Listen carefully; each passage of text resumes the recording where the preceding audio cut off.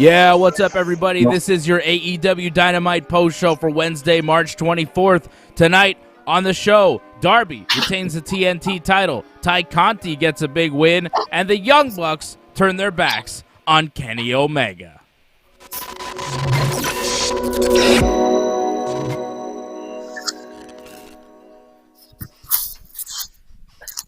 Yo, what's up, everybody? This is the show. I'm Dave, and tonight, joined by not one but two special guests. There's Glen MacKenzie. What's up, Glen? How you doing, Dave? What's happening, brother? I'm good, man. Glen is our regular. He is our every Wednesday night guy. It's usually Glen, myself, and Johnny North.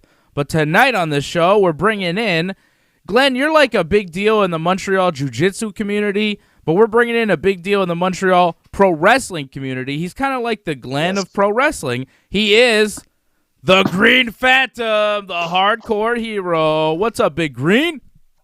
Hey, man, where's my entrance music? We played it. You don't walk into a room without music playing, brother. I'll let it slide this one time. It's like been a long time since I've been on these shows, but you got to know better there, Mr. Simon. Yeah, well, sorry. I'll get music for you next time. Okay, next time we have you on, there'll be music. I have entrance music. You just got to play my entrance music, brother. Am I allowed to play it? Isn't it like copywritten music that'll get me a copyright strike on YouTube? I don't think I can play it. Yeah, that's right. He's got no answer for that. He's like, yeah, good point. No, excuses, brother. See, the difference between a successful person like me is like when I see an obstacle, yeah, I know I can overcome it. You see an obstacle and you make an excuse. Yeah, that's all right. All right. You don't have to get so close to the camera when you're getting angry at me. You can stay back. It's intimidating. It's scary. I hear you. You're good. He's like coming really close to the camera. He's cutting like a very intense promo on me, and I'm a little intimidated. So please, just stay back. All right, take it easy. He's like the Excalibur of the show. Look at him.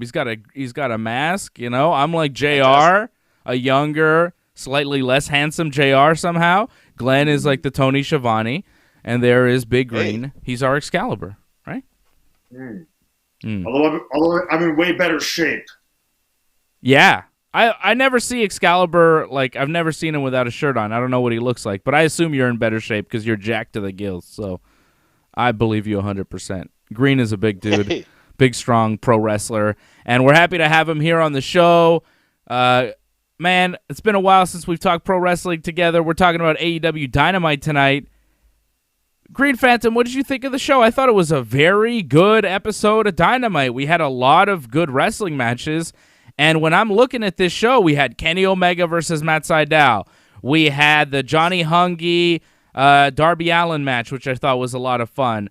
We had the six-man with the Laredo Kid and the Lucha Brothers against the Bucks and Brandon Cutler. Like, this was a good show tonight, and I'm struggling with giving a match of the night. Like, what was your favorite match tonight, Green Phantom? What did you think was the top match that we saw on this very good episode of Dynamite?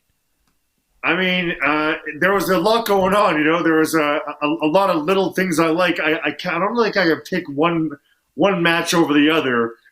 There was some obviously cool spots with the Bucks and the almost Triangle of Death there. You know, Omega's match was a bit of a kick-out festival, you know, the Sydal's match, but always entertaining. Mm-hmm. I was pleasantly surprised with the Conti Rose match. I really the beauty about wrestling is that it's all elements come together and they work at a certain time, and you know wrestling magic has happened.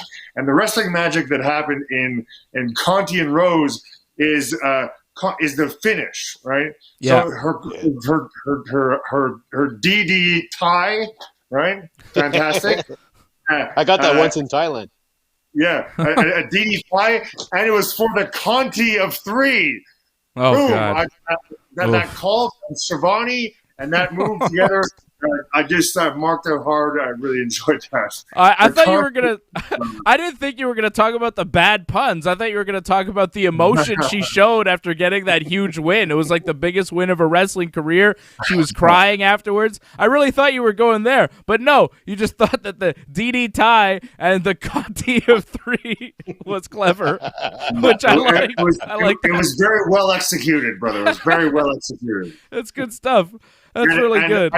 I really enjoy a lot. The AEW has some old school elements to it, as you know, and the end, the big schmoz at the end. Everybody, AEW seems to do that very well.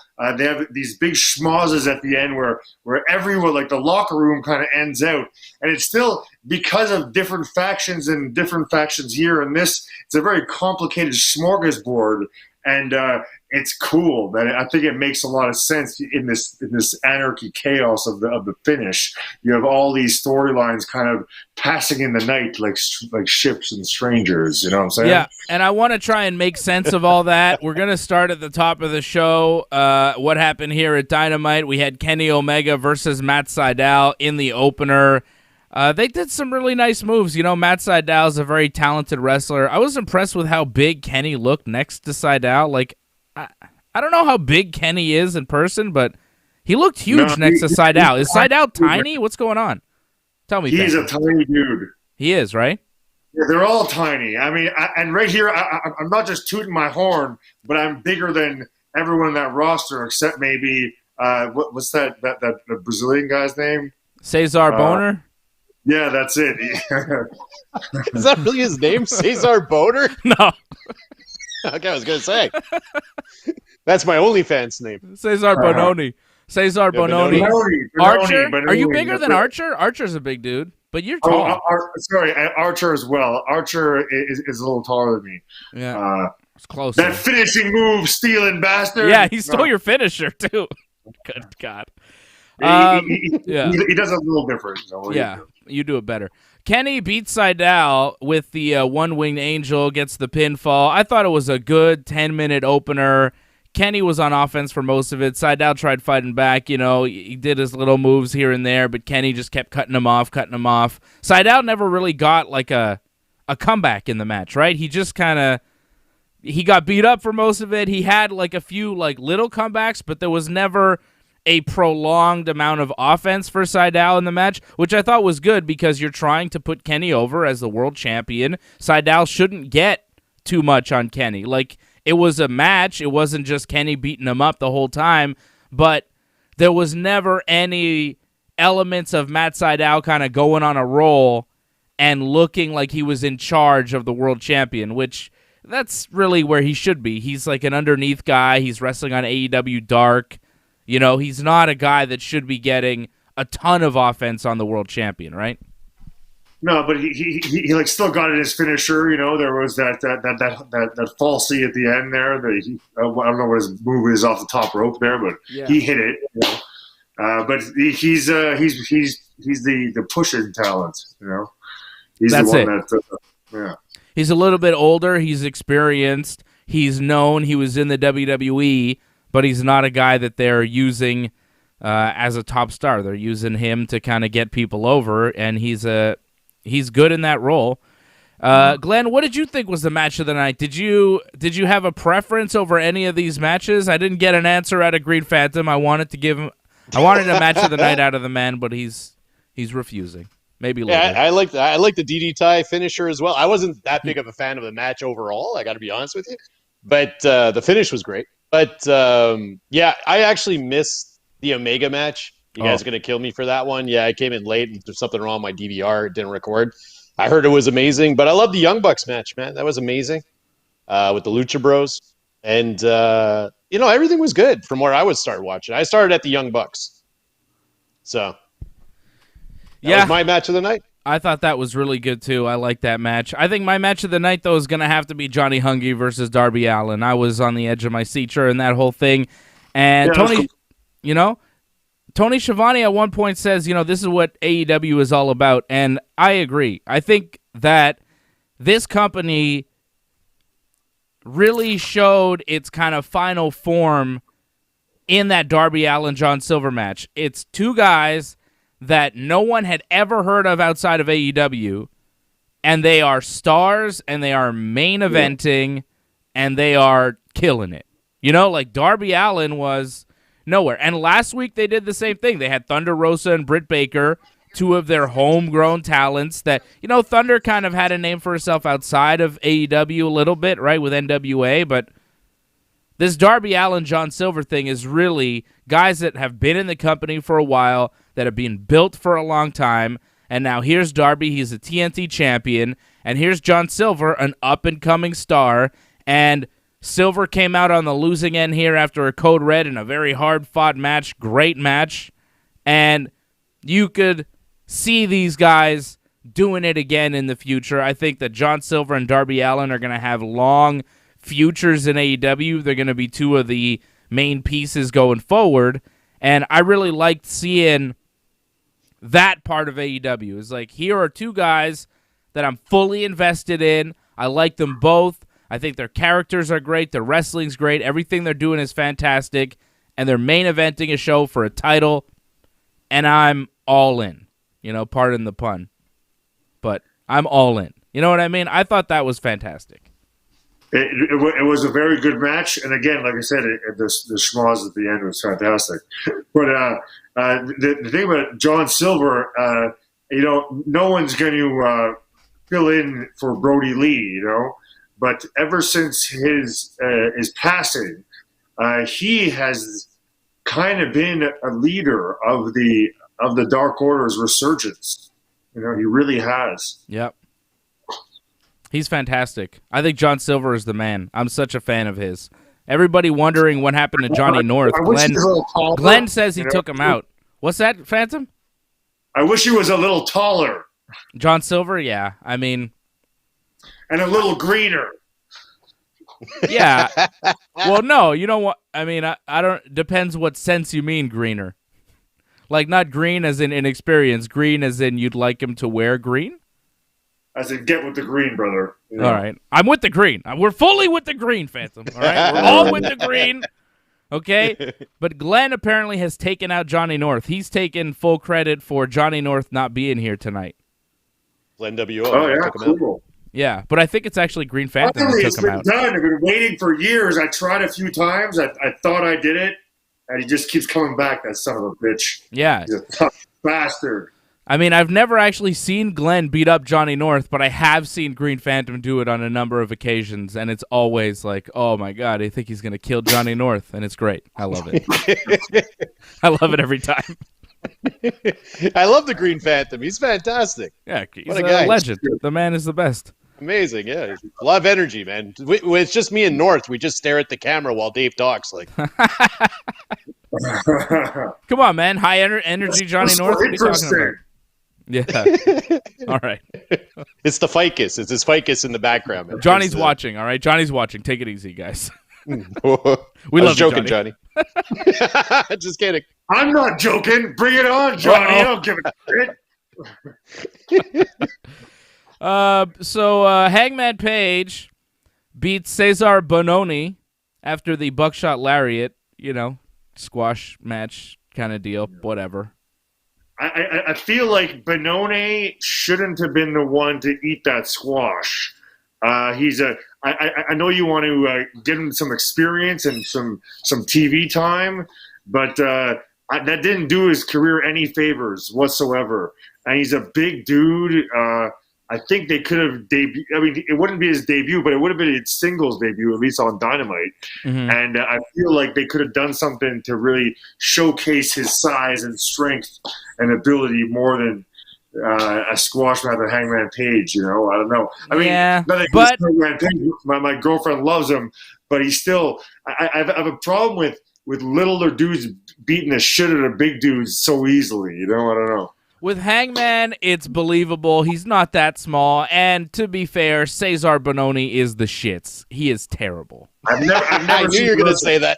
He's awful. I've never seen it. Okay, he had a match with Lance Archer last week. What happened there? Did we lose Glenn? Hold on, production team. Bring me back to my squad. And now we're muted. What's going on here? Why is Phantom muted? Why is my production team is messing with me now? There we go. Thank you. I don't know what's going on. I got the guys. The Glen WO boys are in the trailer. I think that's Johnny North coming through and trying to hack the system. Yeah, Cesar Bononi is absolute trash. He had a match with Lance Archer. I think it was Archer. No, Luchasaurus on like Dark last week, and there was a botch that was going around the internet that was just laughable. It was so pitiful. So yeah, Bononi is not great. That match was what it was. Archer cut a promo on Sting from like a warehouse. Was that the same warehouse they used for the Sting Darby Team Taz match? I don't know. Archer says he's coming after Sting, and I'm not sure why. He's like, there would be no Archer without Sting, but now I'm going to get you. I didn't get that promo. Well, he said it. It's the age-old thing, you know? It's like, it's my time now. That was your time. This bat used to mean something. Now get the hell out of the way. I'm Lance Archer, you know? Yeah. Get the hell out of the way. I'm Lance Archer. Is anybody hyped for a Lance Archer Sting program? No. I love seeing Sting, man. I mean, there's something about him. So far, his appearances have all. I mean, tonight's was the least epic of all of them, but the match on the pay-per-view was pretty rock solid. I enjoyed the thematics of it, and all he has to do is walk in with the presence of Sting. And it snows, and he looks at people, and then he leaves, right? Yeah. And that's because almost every time he comes and gives that Sting stare, and I guess I'm nostalgic. I still feel it every time, you know? Today was a little less, noticeably less epic than all the others, but still, it's Sting, man. And there was no snow. I love how Cole Cabana sold it. You know, they're all marking out. They're like me. They're all marking out for Sting. Right? Of course. And they're like, woo, Sting. Yeah, and that's good, and that's all fine. And it was less epic because the music didn't play and there was no snow tonight. He just kind of came in during the match. That's why it didn't have the same feel for you. And it's all fine for Sting to come out and like be Sting. But, you know, that match at the pay-per-view was a cinematic match. He did very little as far as being physical. He's now 62. AEW put out a tweet, I think it was earlier this week or last week. They're like, happy birthday, Sting. And I'm like, do you really want to draw attention to his age, AEW? You really want to say you have a 62-year-old man now working for you? It seems like something you might not want to celebrate. But they're like, happy birthday, Sting. You're super fucking old now. You get your COVID shot yet? So, Sting, you know, like, it's cool, I but, saw like, that. what happens? They said happy birthday, not happy 62nd birthday. Oh, you know what I'm saying? Yeah, well, I mean. And, you know, and the reason I feel for him, I mean, you're this young little whippersnapper there, Dave Simon, because I'm also getting on in age. I mean, I'm not near 62 yet, but I hope that when I am 62, I'm still hanging and banging, shaking and baking, rocking and rolling, stomping and bumping. So, so let's say you want to wish me happy birthday on my 62nd birthday. Yeah, you go ahead, Mr. Simon. I will. And I'm not going to hide from it, and you shouldn't either. But I don't think that at 62 you should be taking power bombs from Brian Cage. My opinion. I think that's fucking epic. I want to be 62 taking power bombs from someone, brother. I think. Okay, but do you remember? You're like selling yourself too short. Do you remember when Sting wrestled Seth Rollins? I did not see the match. Okay, he nearly died. Like he broke his. Seth buckle bombed him. Yeah. Sting had a broken neck. He was like, "Oh, wrestling is crazy. I shouldn't be doing that." And then 6 years later, he's like, let's roll the dice and try again. Like, I'm not saying, a 62-year-old guy shouldn't take a power bomb ever. You know, it happens. Moolah and Mae Young were taking power bombs from the Dudleys in their 70s, maybe 80s. Yes, of course. Yeah, sure. I understand that. But they also didn't have a match with Seth Rollins that needed neck surgery and all sorts of shit. Like, Sting's last run wrestling in the WWE, because he's been Sting for so long, it was rough. He had a rough time. He got very hurt. He's older now, and I can't imagine in better shape. A few moves. There was a few things that hurt Stinger. He was pretty banged up after that match. Yeah. He was pretty banged up. He's banged up after a long career, right? But in the moment, it's just that buckle bomb, man.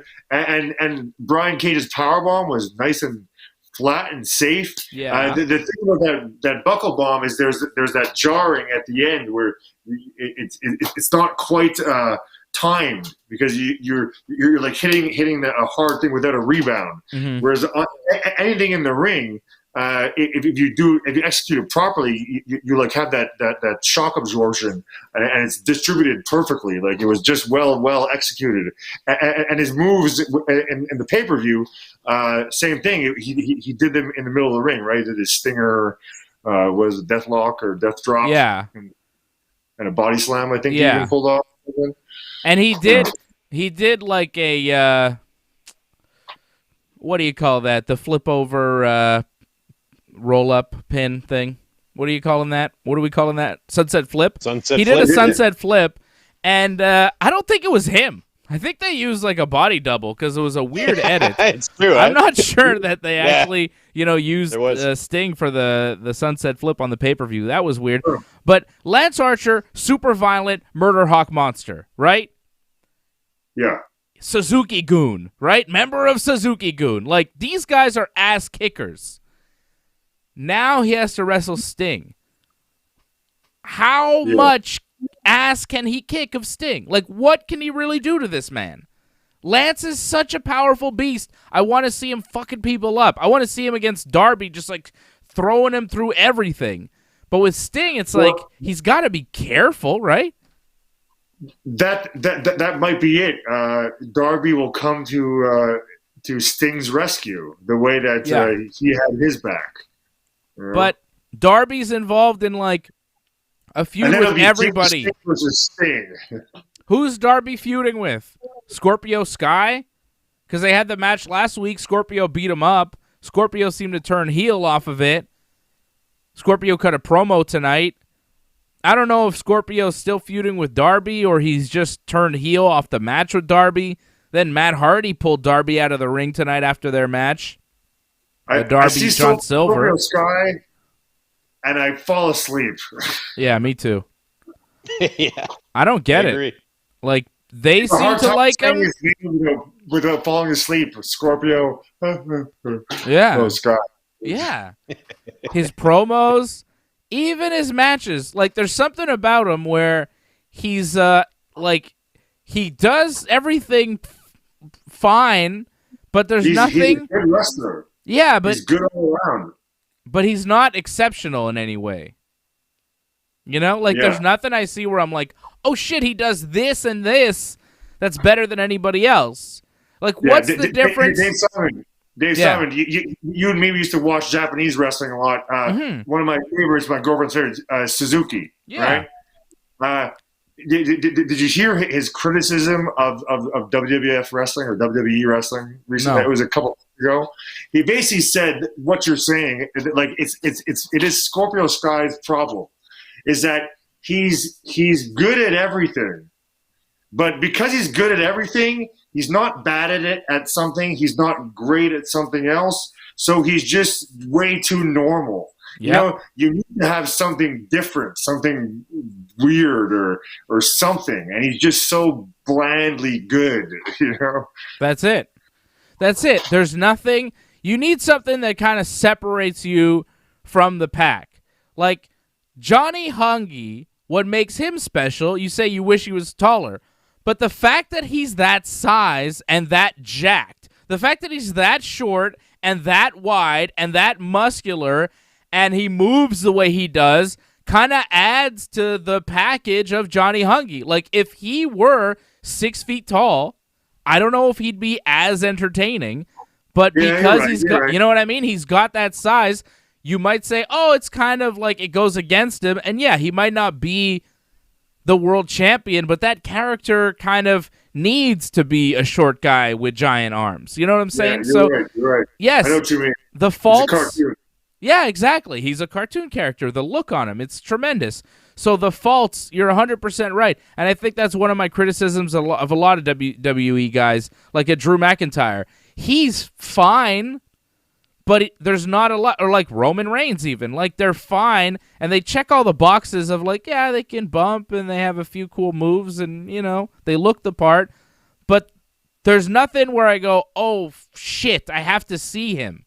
You know, there's nothing where it's like, I must see this guy. Like Daniel Bryan, I must see because I know he's going to deliver a great wrestling match every time. Johnny Hungy, I must see because promos are fun, you know. Kenny Omega, Hangman Page. There's a lot of must-see guys in AEW, and I think that's what makes AEW special, that WWE or other companies might not look at, and they've made them stars. You know, they've done that very well. Look at Darby Allin. I don't think Darby Allin would be main eventing WWE shows ever, given his size and his wrestling style. Like, does Darby Allin become a star in WWE? No, not at all. Glenn, I feel like you should say something. Tell me, Glenn. No, it's okay, man. I sit in the darkness. I wait for my moment and I strike. But yeah, going on to WWE, man, it's almost unbearable to watch at this point. Like, I watched. Did you guys watch Fastlane? Of course.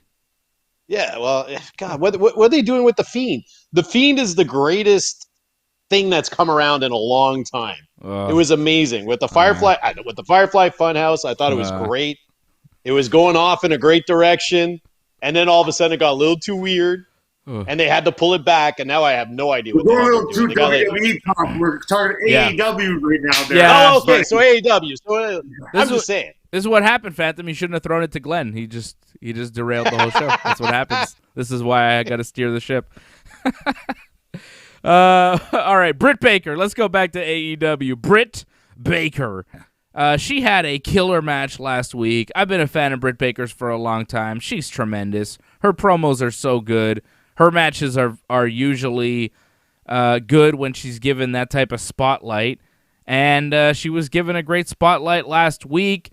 Tony Schiavone talked about how great she was, asked the fans to give her a round of applause. They weren't too happy with Britt. A lot of them still booing her.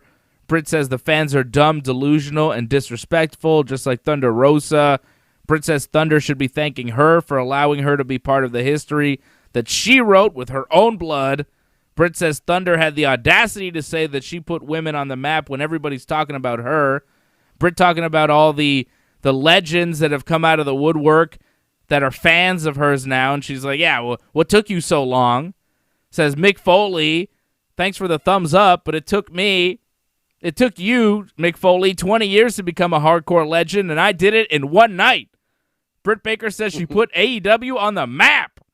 And I thought she followed up that killer match last week with a killer promo. Britt Baker is the shit. She is awesome. Phantom, you gotta love Britt Baker.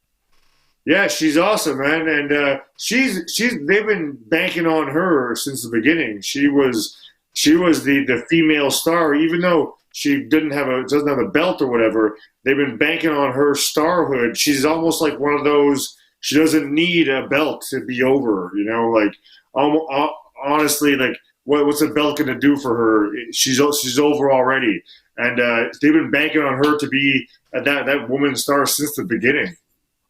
Yeah, but they never made her the champion. What do you think is taking them so long? Like I just said, are you listening to me, Dave? Yeah. It's taking too long. I'm impatient with their like Sheeta and all this. She doesn't need it. She's over. Yeah, but their division needs her.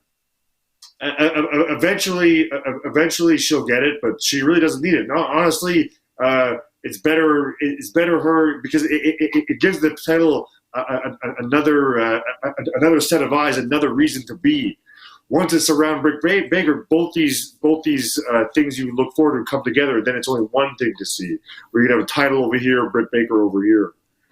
Yeah, it's just sense, man. I just don't care about their title picture. That's the problem. I feel like they could make their title picture better if Britt was involved because I would care then. It's just like the Sheeta thing, Sheeta versus Ryu from Street Fighter or whatever that was. Like, come on now. She looks like Okada, that girl, Ryu Mizu. She dresses like Okada. What's the deal there? Does she do an Okada gimmick? Is that her deal? She's like the Rainmaker too? I don't get it. She's just a flamboyant Japanese lady, man. Man. Give her a break. I didn't love it.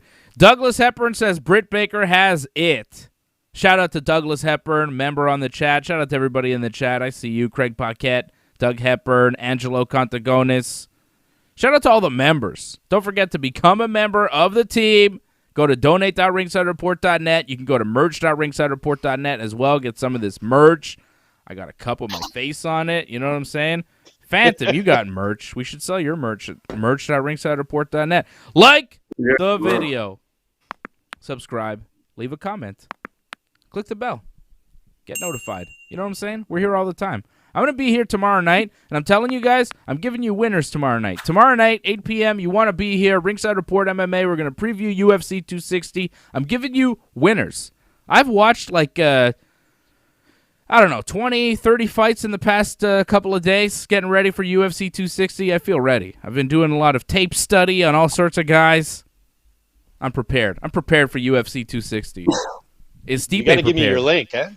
Give me your link. I lost my bookie. Yes, go to bet99.com, use that promo code ringside when you sign up, and you get a matching bonus of up to $600 when you sign up on your initial deposit there. Bet99.com, use that promo code ringside, just like the Ringside Report Network.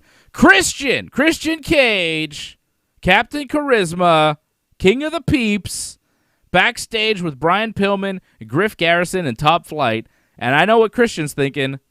I left the WWE for these guys? I'm standing backstage with Griff Garrison?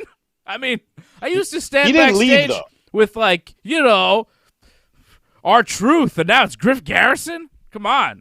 He's got to be... No, he didn't leave. Well, I guess they just weren't interested. Yeah, they weren't interested in him. Did Frankie Kazarian... I think it's brilliant. I think it's brilliant what they did with him because of his mission.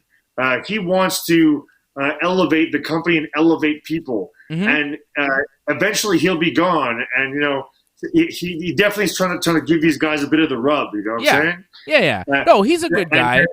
I get it. And Kazarian, I guess they were friends. I mean, don't get me wrong. Kazarian, the most interesting he's done is growing hair or something. Like, he's so boring as well. Yeah. No wonder he was in SCU with the Scorpio Sky. They were the perfectly boring, amazing guys. Yeah. Frankie Kazarian. The only thing. Yeah, go ahead. Go ahead. What? Christian is going to beat him up next week. Oh yeah. And have a little, what else are you going to do with Kazarian? Be a feeder. Yeah, no, he's just there to lose to Christian on Christian's first night in AEW, and that'll be next week. Christian says he's been in the ring with Frankie Kazarian a bunch of times. He knows how good he is, and they're going to have a match next week. Frankie at one point asked Christian if he's busy Monday night. Then he's like, oh, of course you're not. Come check out my match on AEW Dark Elevation. What was that, like a shot at WWE not wanting him? Like, Christian, are you busy Monday night? Of course you're not, because no one wants you on Raw. Like, was that a shot? I found that very weird because, Kazarian, you're not on Raw either, man. Yeah. You're on an internet show, or I don't know. Dark Elevation. Whatever that is. I've seen it. It's, it's a wrestling show. They had a guy this week called, I want to say Adam Priest, who looked and wrestled a lot like Chris Benoit. So that was good. He wrestled Lee Johnson, and it was not bad. The guy had like kind of trunks like Benoit used to have, and he kind of had like a Benoit build, and he did the running knife edge in the corner. The knife edge chop, like the running one that Benoit used to do. And as I was saying, this guy wrestles a lot like Chris Benoit. He did the snap vertical suplex, like exactly like Benoit did, pop in the hips. And I was like, oh yeah, I see what he's going for. Obviously, he's been watching a lot of Benoit, but he's got some his similarities end in ring. What's that? let's hope the similarities with him and Chris Benoit stay in the ring. Yeah, of course. I'm just saying Chris Benoit was a good in-ring talent. He had some nice wrestling skills. Out of the ring, he seemed like kind of a monster. Even before the murders, he seemed like kind of a monster. Hearing stories about him, he seemed kind of scary. Yeah. Hey, Dave Simon, what? There's two things I'd like to talk about before I get the hell out of here. Uh-oh. Are you leaving? Where are you going? No. Well, eventually. It's a late night for me. All right. I want to talk about the Pinnacle. What? I want to know your thoughts on the Pinnacle. For a little bit, they were almost teasing the Horseman thing. Yeah. And now they came out of the Pinnacle. What do you? Their music is even like the old Horseman theme. With that steely guitar. Yeah. It's not as good.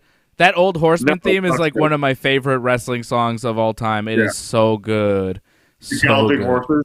Yeah. It's one of my favorites. I like the part at the end where it's like do do do do do do do do do do. You know that part at the end? Excellent. No. Wait, do that again. Do that again. How's it go again? Just listen to the song. FTR and Sean Spears. At the end of the song. Phantom, you know what I'm talking about. He does. Of course he does. The end, brother. There you go. I thought Phantom would do it with us. FTR and Sean Spears beat Varsity Blondes and Dante Martin, who's one half of Top Flight. I liked when Christian was backstage with the Dante Martin guy. He's like, "Oh, how's your partner? Tell him I say hi. I look forward to meeting him, by the way." It's like, you really say hi to people you've never met? I don't. That's not how I operate, but Christian's very friendly, I guess. So FTR and Sean Spears got the win. Spears got the pin on Martin after a Death Valley driver, and that match was really just there so that they could do the promo, I think. Exactly. That was one of my least favorite matches. Yeah. We saw that Hangman Page one, but I always like these big factions growing. I find the dynamics interesting, and I'm happy with this Pinnacle. Because of Arn and Tully there, and the hints of the Horsemen, it does something good, man. Yeah. There's a good niche fill there. But it's just Tully. Wrestling. Arn's not there. Well, no, but 2 weeks ago, when they came out, he did a thumbs up. That sign, remember? Yeah. He did some shit. Yeah. So Arn's going to be leaving. I mean, he's going to be leaving that Cody family, whatever thing he's got. It would make sense. For sure. FTR, could the FTR guys do one promo where they don't say that they're about pro wrestling and not comedy and bullshit? Could they just do one promo? Because it's I get it, it's your gimmick and it's all you ever say, but it's all they ever say. You just said that's their gimmick, man. It's all they ever say. It's their only thing that they have to say. They get the microphone. I always say, get with the green, brother. It's my gimmick. But they're like, we don't do those Saturday Night Live skits and all that bullshit you were doing in Inner Circle. MJF standing right next to him. He literally was doing all that shit with Jericho. Was he just embarrassed of all that stuff? Did he not want to do it? Heels are allowed to be hypocrites, Dave Simon. Heels are supposed to be hypocrites. All right. Heels are supposed to be. And then MJF making a Jericho fat joke, because that's what he does now. Used to break the walls down, but all you break is whatever chair you sit on, Chris Jericho. Ha, ha, ha. I mean, whatever. It's true. He's got a bit of a boiler going on over there, eh? Yeah. It's part of his look. He wants to be that way. Well, he likes to drink, and he's older. What are you going to do? He looks fantastic. The old muscle gut. He's got a muscle gut. They're in shape. There's nothing wrong with it. Abs to some degree, and it's just a thick man. As you get older, you get thick. That's it. No one ever called Hulk Hogan fat, but he never had a 6-pack of abs. He had that muscle gut, brother. Jericho's trying to look like Vince Neil right now. He's trying to evolve into Vince Neil. He looks, fine for a man from Tampa. That's what he is. He's like an old Tampa man. It's a man from Tampa. That's what he is. He's a Tampa man. You know what I mean? He's a rubbery man. Amazing. I always find it amazing how Winnipeg is all over the AEW, Yeah. With those two and Don Callis now, it's fantastic. What the fuck is up with Winnipeg, man? I don't know. Not much. Well, I mean, it's just Jericho. Other than wrestling. Yeah, I guess it's Jericho and Kenny. It's that connection. But as far as like other Canadians, Sean Spears is Canadian. Are there many Canadians in AEW? I feel like there's not that many. Christian? There's that new guy. The Dark Order, Eve Lunos. Oh, yeah, that's true. Those guys.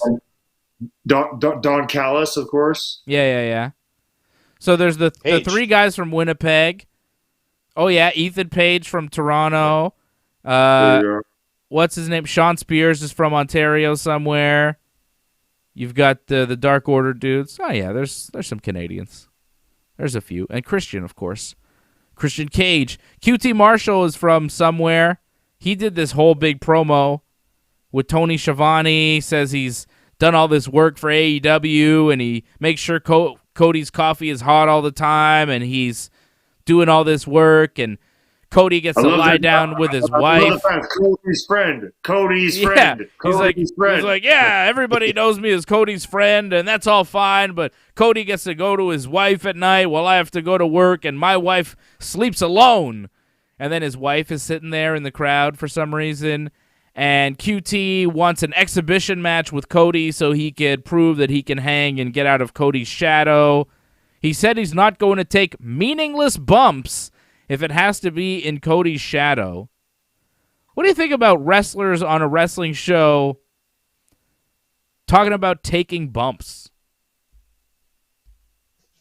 I mean, it's all right. I mean, I know that the Cornettes of the world would disagree, but I mean, he also mentioned,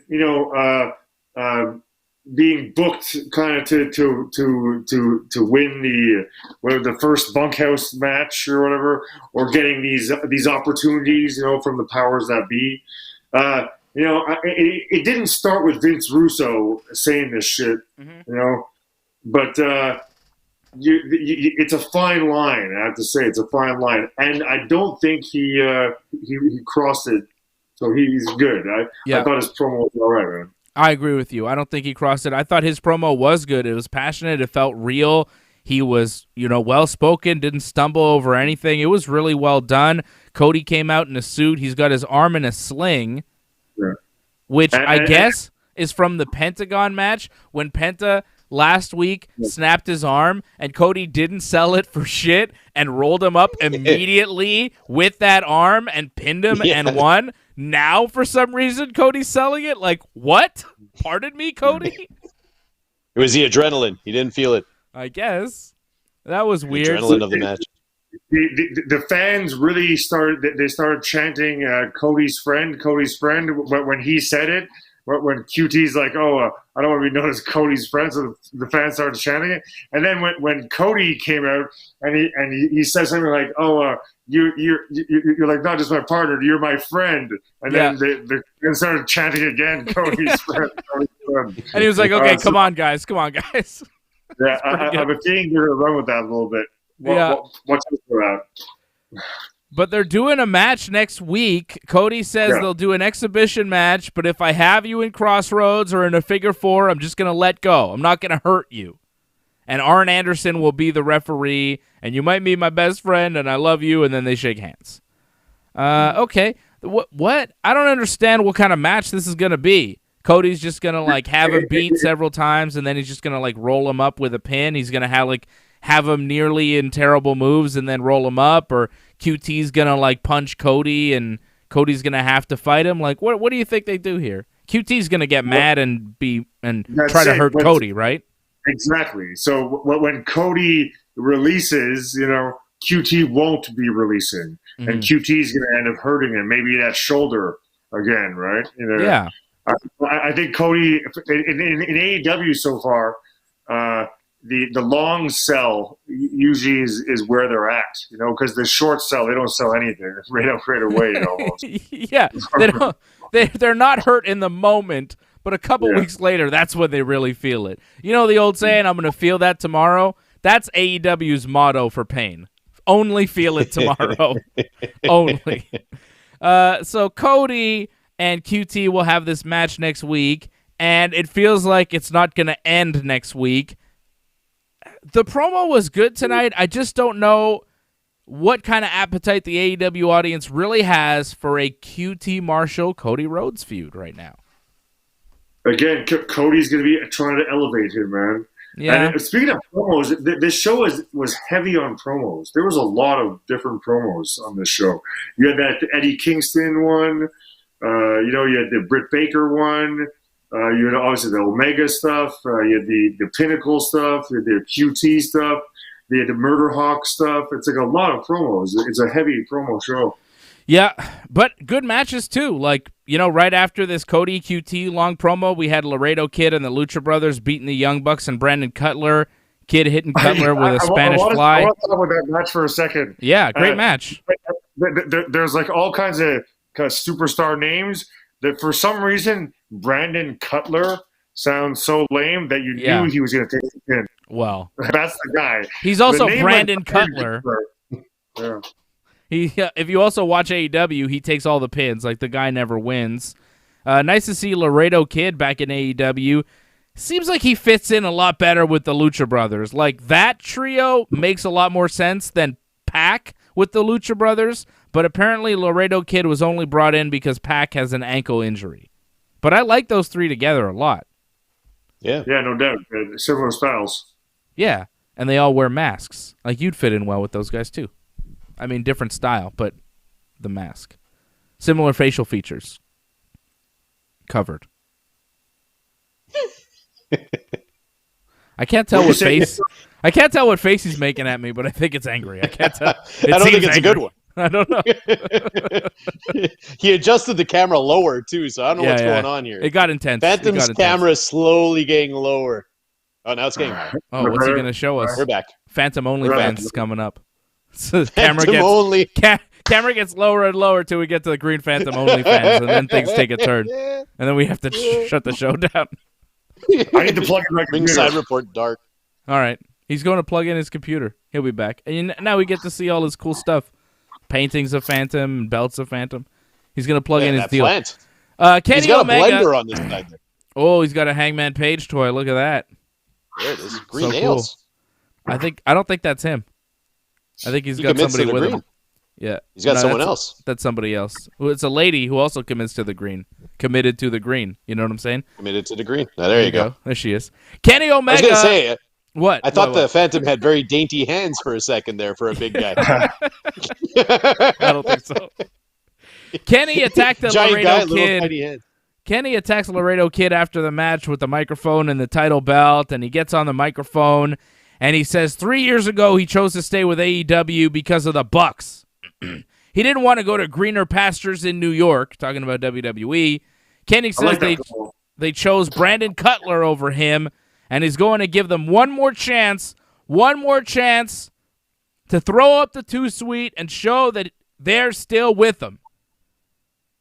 And Kenny says he doesn't agree with everything Don Callis has said, but he does agree that the Bucks have changed, and this is their last chance. He throws up the two-sweet, and the Bucks walk out on Kenny. Not only do they walk out on Kenny, they leave Kenny alone to get beat up, double super kicked, and spike pile drived by the This is your last brothers. Chance, Dave Simon. Last chance. This is your last chance, Dave Simon. Too sweet, baby.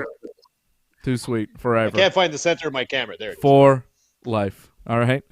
Lucha Brothers hit their super kicks on Kenny and a spike pile driver. Kenny's mouth was bleeding somehow from that super kick. Kenny has the ability to, come up bleeding after every shot he takes. Like, he takes a headbutt, he comes up bleeding. He takes a super kick, his mouth is bleeding. Like, I don't know how he does it. He must, really dive into every shot he takes. But it seems like very often when Kenny is involved in these, little beatdowns where he takes one or two strikes, he's bleeding after it. Like with Moxley a couple weeks ago, he took a one headbutt, he's bleeding. Here he takes super kicks, his mouth is all bloodied up. Kenny's took magic, the mic man. To the mouth, then. With the super kicks, he hit the mic. Oh, maybe that's what it was then. It was the mic that did it. Yeah. And I don't know if he did it on purpose. Things like being kicked in the face and headbutted in the face will cause you to bleed. That's not always. That's what happens. Not always. I see guys get kicked all the time in the face, and they not only don't bleed, they keep moving forward. It's very crazy. UFC's a crazy world, man. Those guys are nuts. I saw a guy get kicked in the head the other day. Kicked in the head, kept moving forward, no problem. Poked in the eye, he started crying. It was crazy. Well, the eye. Have you ever been poked in the eye? It yeah. sucks. No, I get it. And it was more like... I thought I lost my eye. It was more the once. fear. It was the Bilal Muhammad fight. It was more the fear, I think. He was like, I think I'm going to lose my eye. This really sucks. Him and Leon Edwards. No one's going to be poking me in these eyes, brother. That's right. Very smart. UFC fighters should just wear lucha masks, I think. Although Alberto Del Rio tried that against Crow Cop, and it didn't work. He got kicked in the head, and he fell down. Jade Cargill. Oh, no, wait. The Good Brothers came out to check on Kenny, but they couldn't, help Kenny from the beating. And then we saw Jade Cargill. It was a promo package. She's talking about Red Velvet and that they're both undefeated and somebody has to lose and that they're going to do a match, but it's not next week. It's at some point. We don't know when. And when you're stepping in the ring with Jade Cargill, you're stepping in the ring with that bitch. And I was like, oh, shit. Jade Cargill said some shit. I don't know. She's fun. I like her. I'm not sold on her, man. I don't know why you like her so much. I don't know. She's got big Other muscles. than the look. Look at her. She's amazing looking. She looks amazing. Yeah. Her promos, but I find her promos are kind of a bunch of jumbled things put together. I find there's something wrong with them. They're not bad, but they're not set up properly. I don't know. I don't know how to describe it. So she says a lot of redundancies, and but she looks like $1 million. I mean, geez, Christ. Yeah, and she's like, her wrestling's terrible. She's not good as a wrestler in any way. No. She's not good in the ring or on the mic, but she's, like you said, she's not horrible. You know what I mean? She's passable enough that because of her look, it's you got to give her a chance. You know, she almost broke the girl's neck last She week. looks so good. Yeah, but she didn't. You know what I mean? She didn't. Girl's fine. She's okay. She's the female Goldberg. Yeah, I mean, whatever. You know, Lex Luger had a long wrestling career. With her match with Shaq, Shaq looked better. Yeah. Yeah. I mean, sure, but he was also wrestling Cody, and she had to wrestle Red Velvet. So, you know. All right. What else happened on this show? Commercial for Cody and Brandy's new reality show, Roads to the Top, is shown. You guys going to be watching Roads to the Top? Nope. No. I probably Not me. I probably will. Eddie Kingston and John Moxley in a trip. I mean, I don't give a shit about this. You guys want to talk about the show? I don't want to talk about the reality show. It is what it is. They're doing a show. Brandy's been on one of those shows before. TNT is all in with Cody, so yeah. Eddie Kingston, What? Can you help me out? I didn't see the St. Patrick's Day episode last week because I was busy with Revelry, being St. Patrick's Day and all. Yeah. How did Eddie Kingston break his leg? The Kenny and friends put his leg. Give up. Huh? Go on. Kenny and friends, the Good Brothers, they put his leg in a steel chair and then they stomped on it. Standard wrestling leg break. Classique. That's it. So his leg is all busted, and he's mad about it. He's wearing a Guns N' Roses T-shirt this time. A couple weeks ago, it was a DMX hoodie. Now he's wearing a Guns N' Roses T-shirt. I don't know what this guy's taste in music is, but it's eclectic for sure. It's just like mine, brother. Very eclectic. Eddie Kingston is an amazing dude. I really enjoy that guy's company, and I'm glad he's up there at AEW. He's not your run-of-the-mill star. Some of his shape for some fans might be lacking, but he always cuts a mean promo, and he has something about him, man. He's just he's a cool dude. Yeah, he just seems like he's a wrestling character from 2001. He just seems like a little bit out of date. He reminds me of Conan in WCW, and he kind of dresses that way too. It's a little confusing.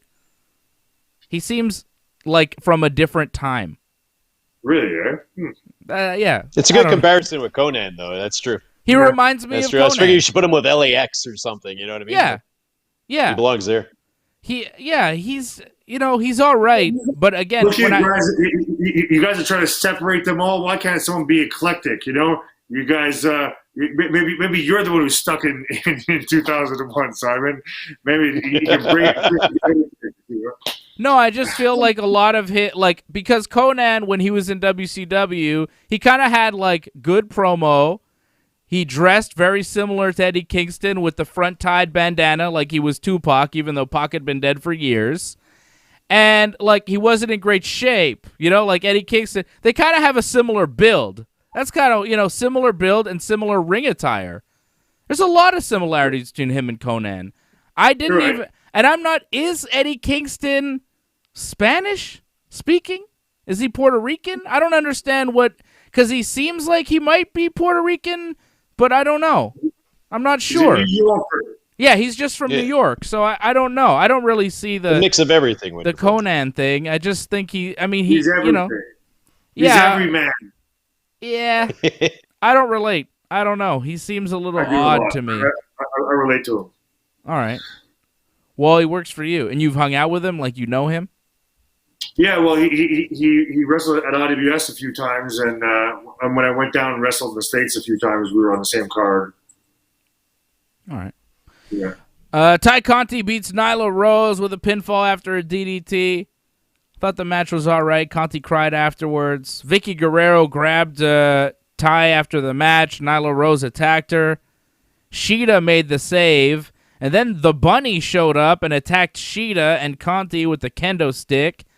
And then Matt Hardy, Butcher, and Blade were on the stage. And Matt Hardy says that the women's title tournament was a sham because his clients weren't in it. And I thought he was going to keep talking, but he didn't. That was weird. That was a great weird kendo little shots, though. Yeah. But it was a weird moment. Solid. And now it's like the Bunny and Nyla Rose versus Sheeta and Conti. I don't understand how these people are related to each other.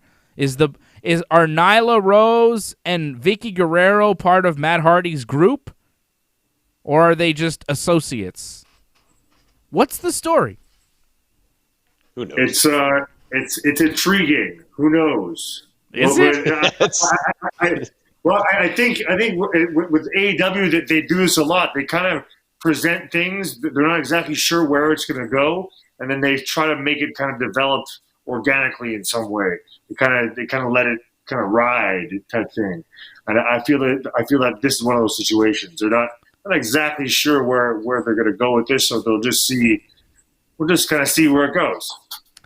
I mean, I think maybe Anna Jay was supposed to be in this spot teaming with Conti, but she's not because Matt Hardy seems still mad at the only sense I can make is that Matt Hardy hates the Dark Order, and the Dark Order somewhat associated with Tay Conti, and we're just continuing that because Matt Hardy did seem to continue his beef with Dark Order at the end of the night. It was Matt Hardy and the Butcher and the Blade and Private Party all coming out. That's Matt Hardy's whole team, and they start attacking the Dark Order, and it's a brawl between the Dark Order and the Matt Hardy Empire. So it really does seem like Matt Hardy is feuding primarily with the Dark Order. So that kind of makes sense to me, but Conti with Sheeta is just like, Sheeta's there. Got nothing else for Sheeta to do. Darby beating John Silver via pinfall after the Code Red to retain the TNT title in the main event. Sting helped Silver up after the match. They had the whole brawl. I like Sting at one point being ringside. No, I hated that. He's just weighing back and forth like this. But I liked when Darby and Silver were like outside the ring, and Silver like whips Darby into I think it was a table there that was set up ringside, and he just like stared Sting down. That was probably my favorite moment of the whole show. Just Johnny Hungy looking at Sting like, don't fuck with me, Sting. I'm fucking your boy up here, all right? I'm Johnny Hungy. Like, no intimidation, no anything, just like staring right at Sting. I wanted him to kind of like point at him and like do more, but I think he was like, better not like do too much here with Sting because it's Sting and I don't want to get in trouble, I think. I don't know. But I liked the moment where, Silver's like just staring at Sting like, don't fuck with me. Good moment for Johnny Silver. It was a great match for him. He's a fantastic wrestler. Right? Great presence. Dude. Fantastic. Yeah. Brilliant. And Sting is there just for that, man, to give the rub and just to be around, to bring eyes. I think that was fantastically executed. Like I said before, that's all Sting needs to do is look at people. Comes in, looks at you, leaves. That was fantastic. Yes, but I fear for his safety against the murder hawk monster, Lance Archer. Like, I get it, and it's cool, but he's 62 and he's got to wrestle Archer. See Sting's death, Dave Simon. Tune in to see his death and destruction. No, because you know how bad that would be for the wrestling business? If Sting actually died in the ring? You know how terrible that would be for AEW? Like, that would be really bad for the wrestling business, and I want the wrestling business to continue. Because there is a possibility that he does die. I mean, I love Sting to death, and I would not, I mean, in many parts of me would not want that to happen, but at the same time, man, that would be entertaining, you know? I mean, it would be kind of poetic. You die in the ring. It's what a lot of the wrestlers kind of want to do, you know, die in the ring, brother, let me. Exactly. And maybe through the angle that he's dead, you know? Yeah, but goddamn, man. It's bad for business. It's bad for business. And people will start talking about, oh, is wrestling too dangerous? Is it unsafe? And you can bet nobody over 60 would ever wrestle again. Yes. Yeah, of course. It is too dangerous. It is not safe. And I will wrestle until I'm 63. All right. Do you want to die in the ring? That's the way to do it. As part of the entertainment, as part of the charm. I mean, maybe Sting will bring it back where all these people who think wrestling is a cakewalk, you know, maybe if someone dies, they'll realize how freaking hard this shit is, how we bust ourselves up, how it's tolling on the body. Maybe that's what we need, that wake-up call to the fans who think all this shit's fake. Well, I think people recognize that it's difficult on the body. I don't think we need somebody to die. I don't know, man. I don't think people have been. I mean, just like go look at Mike Tyson. You know, he says it. You're an MMA guy there, Glen. You know, everyone's got a plan until you get punched in the mouth. And I feel that most people have not had that proverbial punch in the mouth. And they see, I've seen the locker room transform in the 22 years I've been in the business. In the beginning, it was legit tough guys. If you punch them in the face, they'd look at you and maybe punch you back.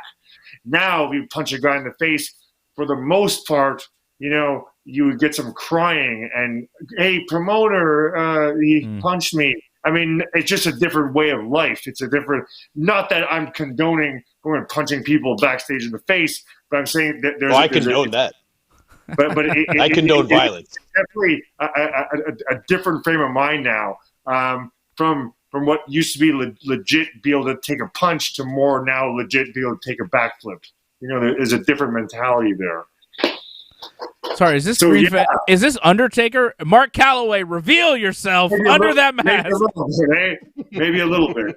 I mean, I agree with his sentiments. I mean, on that subject matter. Yeah. So it's like Vader. We used to be fighters. It's like you used to have to be able to defend your belt no matter what. Like, let's say someone would pull a shoot on you. You would have to be able to shoot back and keep that belt. It's not like that anymore. There's no shooting whatsoever. And if, let's say, someone like me would shoot on someone, I would destroy them.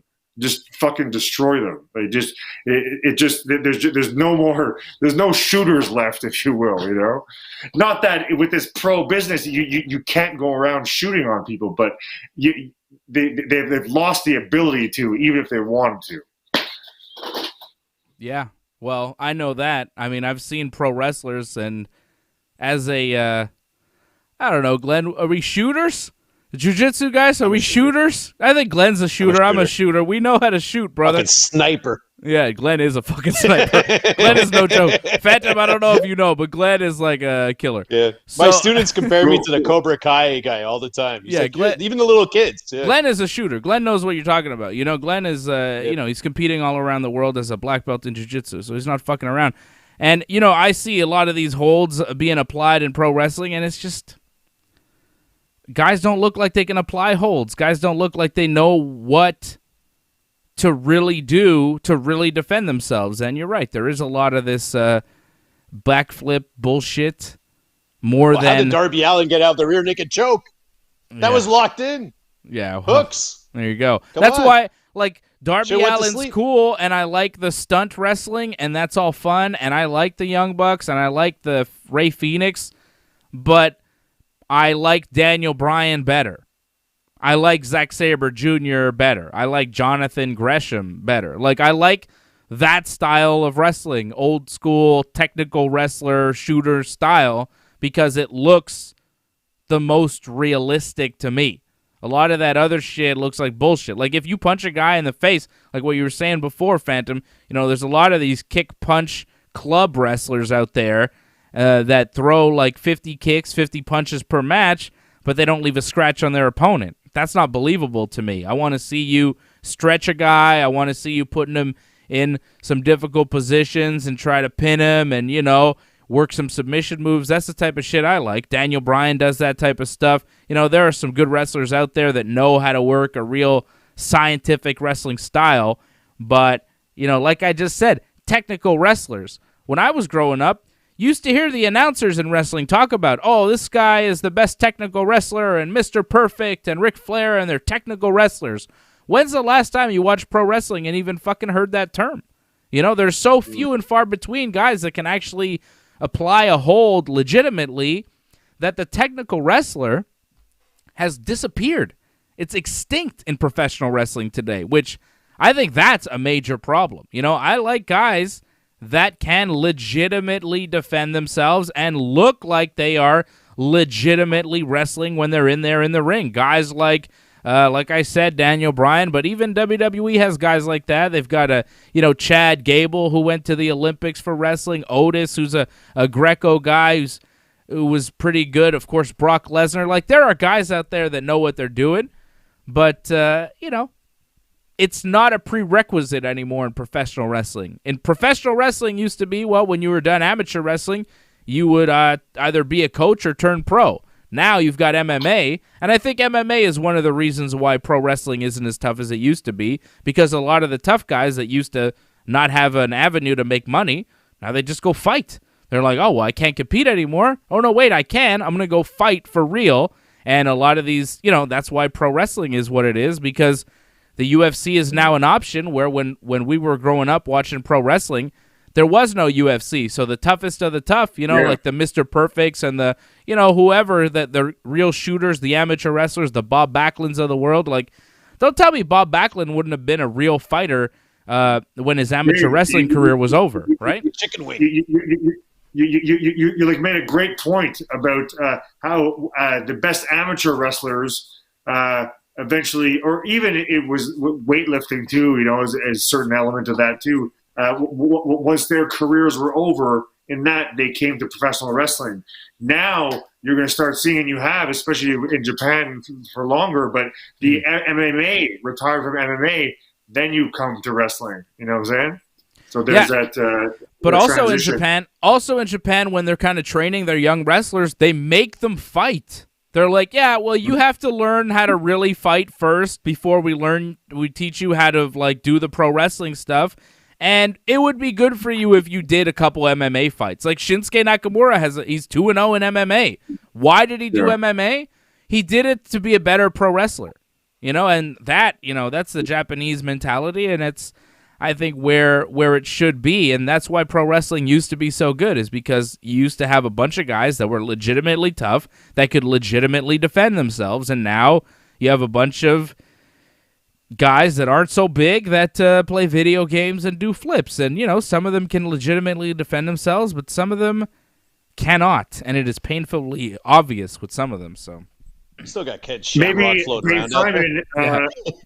Maybe you and Glenn, after your MMA career, should step in the ring with me. What do you I'd think love of it. that? I always wanted to wrestle. all right. I've always wanted to do it. Yeah, let's go. I used to. One of on my that students note- is the. Sorry, go on. What? On that note, He's leaving. it's getting late, gentlemen. All right, we're going to wrap up, And, Phantom. Hold on. We're wrapping up. We're going to tell you what's happening at Dynamite next week, and then we're shutting this show down. Christian Cage takes on Frankie Kazarian next week. QT Marshall versus Cody in an exhibition match. Shida and Conti versus Nyla Rose and the Bunny. Kenny Omega and the Good Brothers will take on the Laredo Kid and the Lucha Brothers. And Miro and Kip versus Chuck and Orange in the Arcade Anarchy match. I can't wait for that one. Whatever that's going to be. And AEW is going to be doing their first non-televised live event at Daly's Place on Friday, April 9th. I wonder why they're doing a show in Florida non-televised on Friday, April 9th. Actually, I don't wonder. It's because it's WrestleMania weekend and there'll be people in town, I guess, looking for something to do. I don't know. Totally. But, like, 100%. Are people traveling for Mania? Oh, for sure. 25,000? Yeah, 25,000. Sure. The states opened up, man, with the vaccine, and Florida was never really closed. That shit's opening up. They're going to do well. Well, that's what AEW is doing. They're doing their first ever house show, non-televised show, April 9th on WrestleMania weekend. Phantom, thank you for being on the show, man. It was great talking to you. And you could follow him at GreenPhantom514 on Twitter. Check Glen out at Gracie Baja West Island. Go to his gym. It's open now, Gracie Baja West Island. What's the website? Gracie Baja www.gbwestisland.ca. There you go. gbwestisland.ca. Train to be a killer with Glen, MacKenzie, my main man. And don't forget to check me out tomorrow night, 8 p.m. for Ringside Report MMA. We're going to give you some winners for UFC 260. Like this video, subscribe to the channel, leave a comment, and click the bell so you get notifications every time we are on. Big shout out to everybody watching. Thank you to all the members. Go to merch.ringsidereport.net. Go to donate.ringsidereport.net. Johnny North and I will be back here Friday night. I know you guys miss Johnny. Johnny will be back Friday night, 10 p.m. for Wrestling Uncensored right after SmackDown. We'll see you then.